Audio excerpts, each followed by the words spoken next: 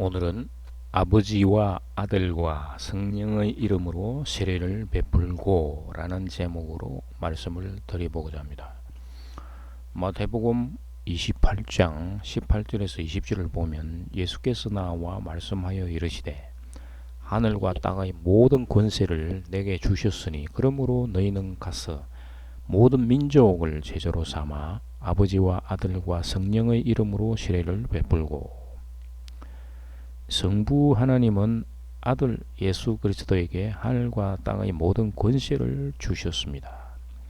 마태복음 16장 19절에서 내가 천국 열쇠를 내게 주리니 내가 땅에서 무엇이든지 매면 하늘에서도 매일 것이요 내가 땅에서 무엇이든지 풀면 하늘에서도 풀리리라 하시고, 땅에서 이루어지는 결과로 하늘에서도 그렇게 된다는 말입니다.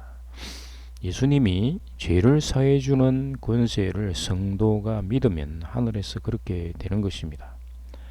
땅의 권세는 죄를 사해주는 것을 의미합니다. 오늘날 신도들이 예수님의 십자가의 죽음으로 죄를 사해주시는 것인데, 이는 과거의 죄만 사해주시고 현재나 미래에 대해서는 계속 예수의 피로 용서받아야 한다고 믿는 것입니다. 이를 두고 죄를 풀지 않고 묶는 것으로 표현을 하는 것입니다. 율법으로 죄를 묶음으로 하늘에서도 그렇게 된다는 말입니다.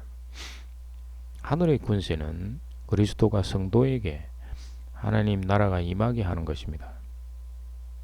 성도의 심령 속에 세워진 새 성전에 말씀이신 그리스도가 재림하여 들어가 임재함으로 하나님 나라가 임하시는 것입니다. 하나님 나라가 성도에게 임하면 성부 예수 그리스도, 성도가 성령 안에서 하나가 되는 것입니다. 그런데 여전히 신도가 예수님의 재림을 기다리고 있다면 하나님 나라가 아니라 심판의 날이 그에게 올 것입니다. 요한계시록 3장 20절에서 보면 볼지어다 내가 문 밖에 서서 두드리노니 누구든지 내 음성을 듣고 문을 열면 내가 그에게로 들어가 그와 더불어 먹고 그는 나와 더불어 먹으리라. 그리고 예수님은 성도의 심령에 들어가서 그의 주인이 되십니다. 갈라디아서 2장 20절에서 내가 그리스도와 함께 십자가에 못 박혔나니 그런즉 이제는 내가 사는 것이 아니요 오직 내 안에 그리스도께서 사시는 것이라. 이제 내가 육체 가운데 사는 것은 나를 사랑하사 나를 위하여 자기 자신을 버리신 하나님의 아들을 믿는 믿음 안에서 사는 것이라. 신도가 이 말씀을 믿으면 하늘에서도 그렇게 되는 것이고, 믿지 않으면 하늘에서도 믿지 않는 결과가 되는 것입니다. 여전히 심령 속에는 옛사람이 주인이고 율법 아래에 있는 자가 되는 것입니다. 그래서 예수님의 재림은 심판이 되는 것입니다. 너희는 가서 모든 민족을 제자로 삼아, 여기서 이제 제자를 삼는 이유는 성부 하나님으로부터 받은 권세를 예수님이 다시 제자들에게 주기 위함입니다. 첫째, 제자들에게 죄를 사해주는 권세를 주는 것입니다. 요한복음 20장 22절 23절을 보면 이 말씀하시고 그들을 향하여 숨을 내쉬며 이르시되 성령을 받으라. 너희가 누구의 죄든지 사하면 사하여질 것이요 누구의 죄든지 그대로 두면 그대로 있으리라 하시니라. 성령을 받은 자는 죄를 사해주는 권세를 받는다는 의미입니다. 제자가 된 성도는 아무나 이렇게 권세를 행하지 않을 것입니다. 회개하여 예수 그리스도와 연합하여 죽었음을 믿고 부활하신 그리스도와 연합하여 부활 생명을 믿는 자에게 행하는 것입니다. 이런 것이 바로 세례 의식입니다. 세례 의식은 물과 성령으로 거듭나는 의식인 것입니다. 땅에서 제자된 성도가 이렇게 하면 하늘에서도 이렇게 된다는 말씀입니다. 세례는 물에서 옛사람이 예수와 함께 죽고 부활하신 그리스도와 연합하여 성령의 능력으로 부활 생명을 얻는 것입니다. 로마서 6장 4절 5절을 보면 그러므로 우리가 그의 죽으심과 합하여 세례를 받음으로 그와 함께 장사되었나니 이는 아버지의 영광으로 말미암아 그리스도를 죽은 자 가운데서 살리신 것 같이 우리로 또한 새 생명 가운데서 행하게 하려 함이라. 만일 우리가 그의 죽으심과 같은 모양으로 연합한 자가 되었으면 또한 그의 부활과 같은 모양으로 연합한 자도 되리라. 세례를 다른 말로 표현하면 물에 들어가는 의식은 물세례, 물 밖으로 나오는 의식은 성령 세례인 것입니다. 이것이 하나가 되어 세례 의식이라고 하는 것입니다.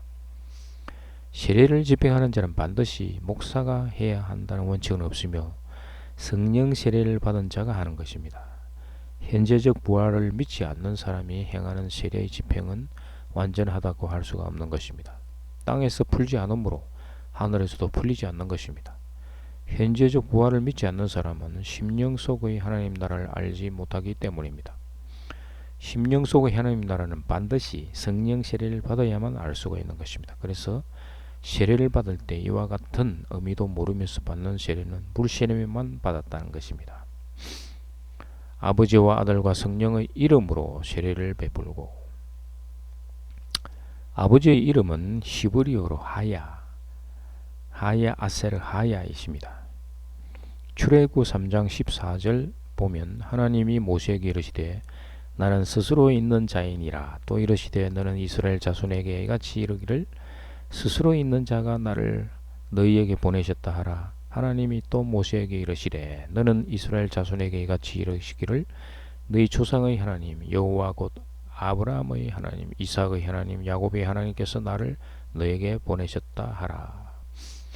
히브리어로 하야 아세르 하야가 영어 번역으로는 NIV 성경을 보면 I am who I am, 그리고 킹 제임스 번역을 보면 I am that I am으로 표기되어 있습니다. 우리말 번역으로는 나는 스스로 있는 자라고 되어 있는데 좀 더 정확하게 표현을 한다면 나는 나다 라는 것이 더 어울릴 것입니다. 나는 나다라는 하야 아세르 하야를 히브리인들이 최초에 아도나이라고 부르게 되었지만 그 경위는 알 수가 없으나 시간이 흐르고 구약 성경이 헬라어로 번역되면서 아도나이에서 야훼, 우리말로는 여호와로 부르게 되었습니다. 하야라는 이름, 쉔, 히브리어로 쉔은 성령과 말씀이 세상에서 형태로 나타난 것이 존재하는 이름이라는 것입니다. 하야는 1인칭으로 쓸 때의 말인데 나는 나다라는 것입니다. 이게 3인칭으로 사용될 때는 그, 예흐해, 그가 존재다라는 말입니다. 그는 이미 존재했고 현재도 존재하고 앞으로도 계속 존재한다는 것입니다. 신약 성경에서는 알파와 오메가, 예수님이 알파와 오메가라고 이야기를 하셨는데 그 의미가 되는 것입니다. 하나님의 이름 야훼에 대해서는 성경은 하야 아세르 하야라고 말하는데 보이지 않는 하나님이 보이는 분으로 나타나는 것을 의미합니다. 보이지 않는 하나님이 세상에 나타나신 이름 곧 예수 그리스도라는 말씀입니다. 아들의 이름으로, 아들은 예수 그리스도이십니다. 십자가에서 죽고 부활하신 예수님이십니다. 현재적 부활을 믿지 않는 자는 부활하신 예수의 이름은 없고 오직 십자가에 죽은 예수의 이름으로 세례를 주므로 온전한 세례가 아닌 것입니다. 성령의 이름으로, 성령도 이름이 있는가? 성령은 영어로서 히브리어는 루아어, 헬라어는 부뉴마, 영어로는 스피릿, 홀리 스피릿, 한글은 성령 이렇게 불리는데 요한복음 14장 16절에서 보면 보혜사 곧 아버지께서 내 이름으로 보내실 성령 그가 너희에게 모든 것을 가르치고 내가 너희에게 말한 모든 것을 생각나게 하리라. 따라서 성령의 이름은 다름 아닌 예수 그리스도이신 것입니다. 이제 결론적으로 보면은 아버지와 아들과 성령의 이름으로 세례를 베풀고 해서 아버지의 이름은 예수 그리스도, 아들의 이름도 예수 그리스도, 성령의 이름도 예수 그리스도라는 것을 알 수가 있습니다. 그래서 교회 공동체에서 성부와 성자와 성령의 이름으로 세례를 주노라 라고 말을 했을 때 예수 그리스도의 이름 없는 세례는 온전한 세례가 아닌 것입니다. 따라서 아버지와 아들과 성령의 이름 곧 예수 그리스도를 통하여 세례를 주노라 라고 해야만 하는 것입니다. 예수 그리스도의 이름 속에는 십자가에서 죽으신 예수, 부활하신 예수라는 의미가 들어있습니다. 그래서 세례는 십자가에서 죽으신 예수와 연합되어 죽은 자임을 믿고 부활하신 예수님과 함께 부활하였음을 믿는 의식이 되는 것입니다. 감사합니다.